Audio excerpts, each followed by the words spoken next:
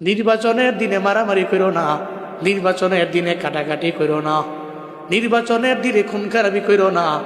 তুমি যারে মারবাও তো হিন্দু না, খ্রিস্টান না, বৌদ্ধ না, ও তো আর একজন মুসলমান ভাই। তুমি যে পাড়ার মধ্যে আছো ওই পাড়ার মধ্যেই তো তার বসবাস, তার সঙ্গে হবে মোলাকাত, তার সঙ্গে হবে সাক্ষাৎ। আজ না হয় কাল তার সঙ্গে মোলাকাত হবে, কিন্তু নেতার কথা মানতে যায় যে চল লাগাইয়া দিলা, থাপ্পড় লাগাইয়া দিলা, মারামারি যে করলা, লাঠি দিয়ে আঘাত করলা, মনে রাখবা একজন মুসলমানের দ্বারা এটা মানায় না।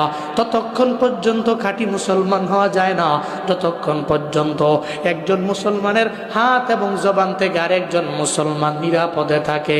যখন দেখবেন আপনার হাতের দ্বারা আরেকজন মুসলমান ভাই নিরাপদে আছে, আপনার জবান দ্বারা আরেকজন মুসলমান ভাই সালামতে আছে, আপনি মুসলিমে কামেল হয়ে গেছেন।